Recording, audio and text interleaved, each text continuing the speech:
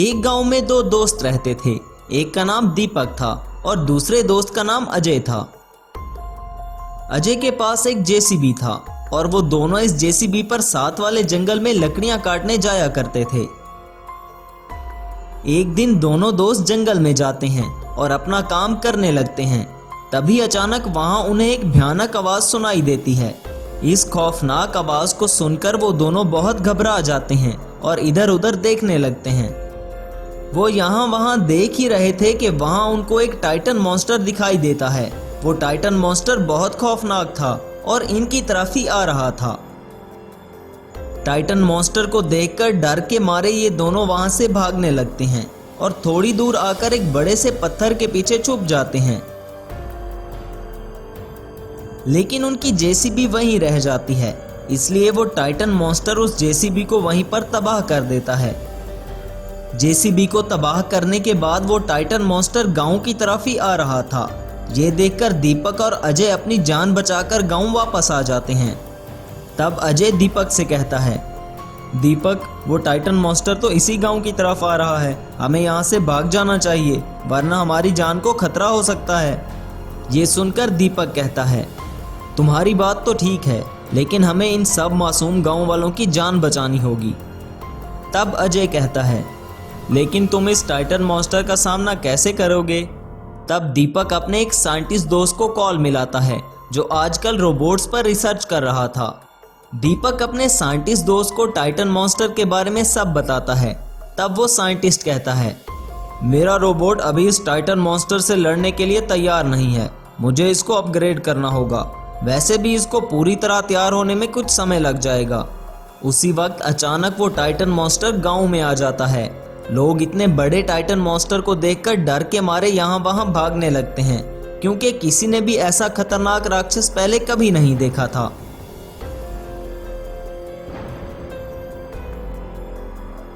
तब दीपक उस Titan monster को रोकने के लिए वहां पर आर्मी को बुलाता है।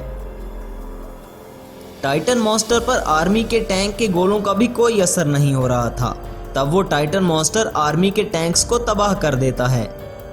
इतनी देर में साइंटिस्ट का ऑप्टिमस रोबोट भी लड़ने के लिए तैयार हो चुका था। तब वो साइंटिस्ट रोबोट को लेकर गांव में आता है। सामने टाइटन मॉन्स्टर ने दीपक और अजय को पकड़ा हुआ था और टाइटन मॉन्स्टर उन दोनों को खाने ही वाला था। तभी वहां पर साइंटिस्ट का रोबोट आ जाता है। टाइटन मॉन्स्टर और ऑप्टिमस रोबोट में लड़ाई शुरू हो जाती है।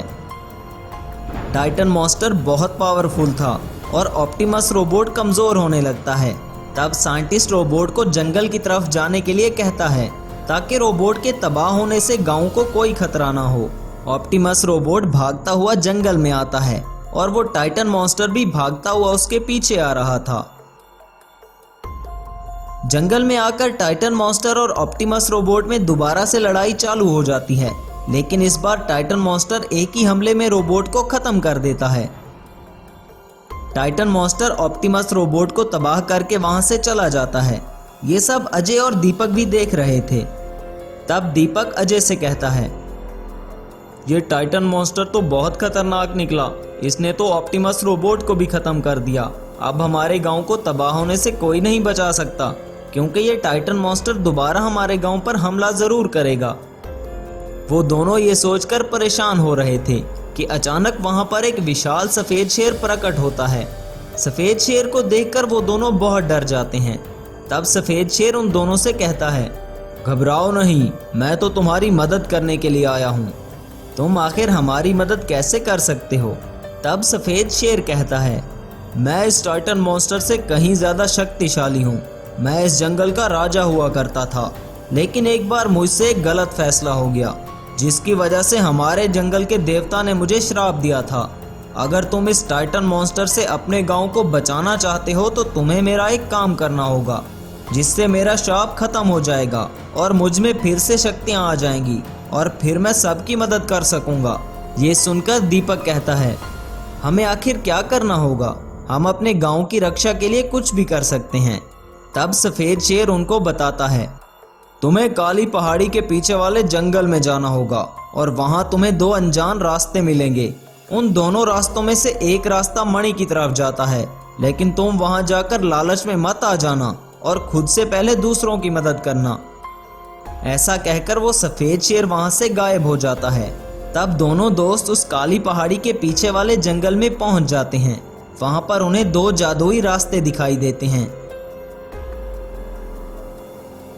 एक रास्ता सोने का था और उसके सामने एक सोने का शेर खड़ा था, और दूसरा रास्ता साधारण था और उस रास्ते के सामने एक साधारण शेर खड़ा था। तब सोने का शेर कहता है, तुम दोनों मेरे साथ आओ, मैं तुम्हें वो मणि भी दूंगा और साथ में इतना सोना दूंगा कि तुम दोनों बहुत अमीर हो जाओगे। तब साधारण शेर कहता है, मेरी मदद करो बेटा, तुम मेरे साथ चलो, मुझे तुम्हारी मदद चाहिए। ये सुनकर अजय कहता है, दीपक हमें सोने के शेर के साथ जाना चाहिए। तब दीपक, तुम्हें उस सफेद शेर की बात याद है ना, खुद से पहले दूसरों की मदद करनी है। ये सोने का शेर हमारा ध्यान भटका रहा है। तब अजय दीपक की बात मानकर उस साधारण शेर के रास्ते पर चला जाता है और वो दोनों गुफा के अंदर जाते हैं।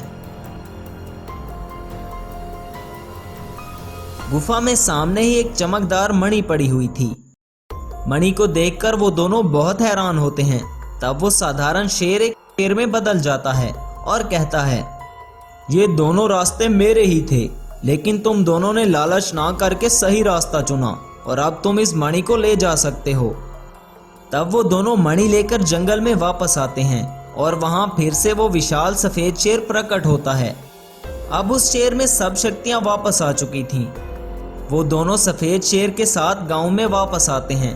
तब वहां टाइटन मॉन्स्टर भी आ जाता है।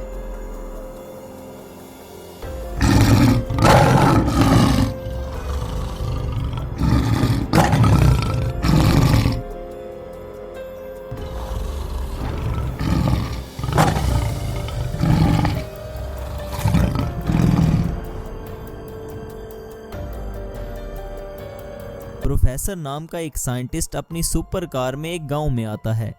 उसने इस गांव में एक बहुत बड़ी लैब बना रखी थी। जब भी उसे फ्री टाइम मिलता वो इस गांव में आ जाता और मुख्तलिफ एक्सपेरिमेंट करता था। उसी गांव में भानु प्रताप नाम का सरपंच रहता था। वो बहुत धनवान था।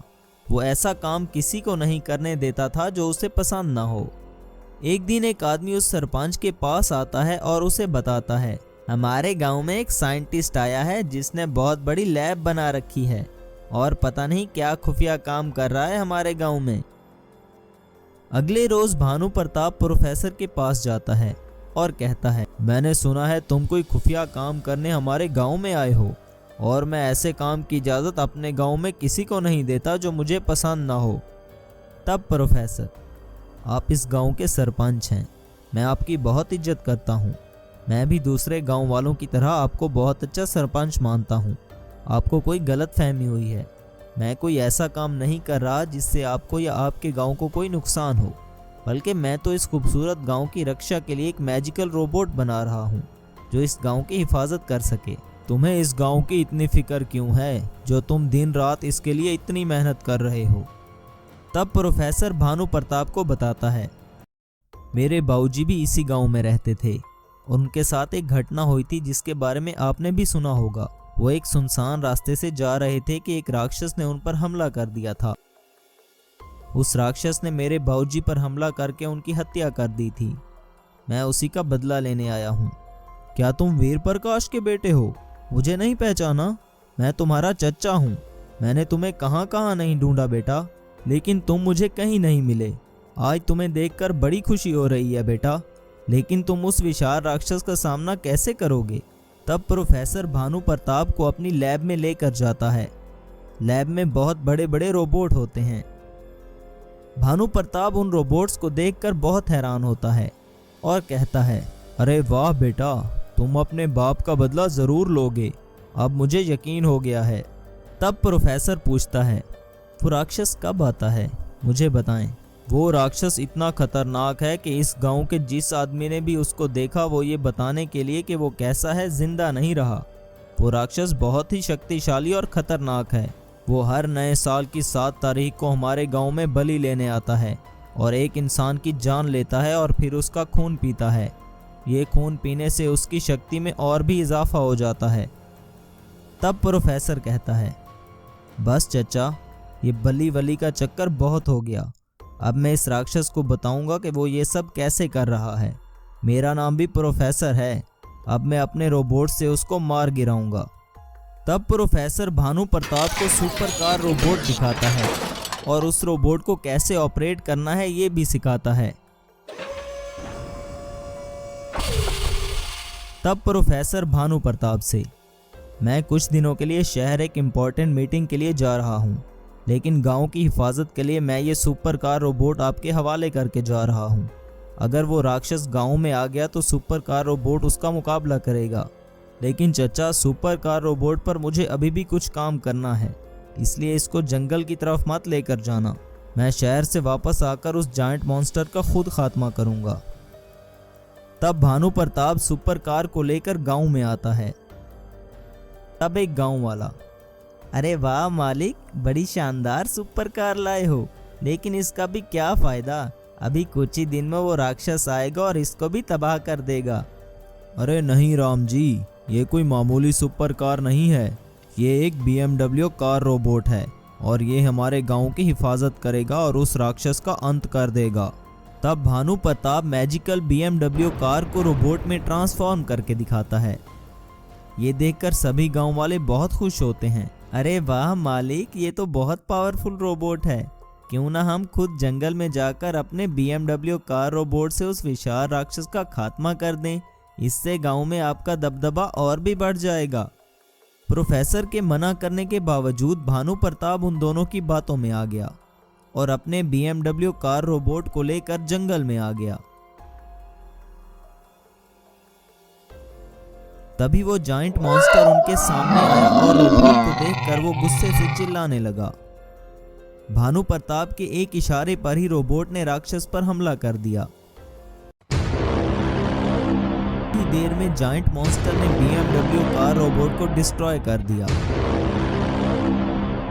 रोबोट की ये हालत देखकर भानु प्रताप वहां से भाग गया, मगर वो दोनों गांव वाले राक्षस के हत्थे चढ़ गए और राक्षस ने दोनों को वहीं पर मार डाला। अगले दिन प्रोफेसर गांव वापस आ गया। तब भानु प्रताप ने उसे सारी बात बताई। अरे चचा, मैंने आपको कहा भी था कि सुपर कार रोबोट अभी इतना पावरफुल नहीं है और उसे जंगल की तरफ मत लेकर जाना। मुझे माफ कर दो बेटा, मैं उन दो बेवकूफ़ गांव वालों की बातों में आ गया था। दोनों गांव वालों का खून पीने के बाद राक्षस और भी बलवान हो गया है। अब हम उसे कैसे रोकेंगे? आप फिक्र मत करो चचा, अगले 3 दिन में वो जायंट मॉन्स्टर इस दुनिया में नहीं रहेगा।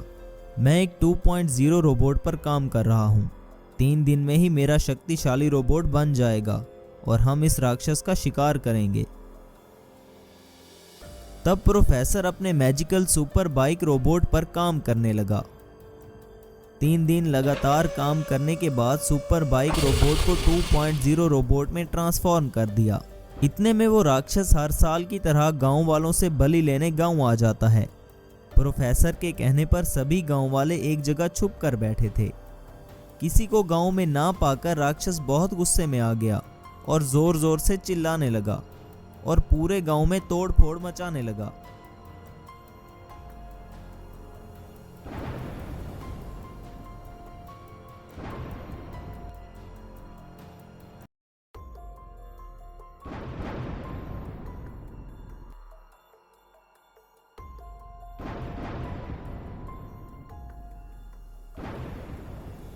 तभी वहां प्रोफेसर अपनी सुपर बाइक पर राक्षस के सामने आया।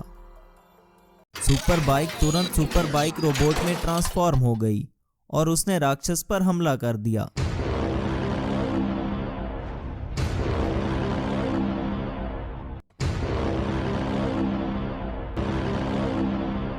काफी देर की लड़ाई के बाद मैजिकल सुपर बाइक रोबोट ने जायंट मॉन्स्टर का खात्मा कर दिया। ये देखकर सभी गांव वाले बहुत खुश हुए और खुशी खुशी गांव में रहने लगे।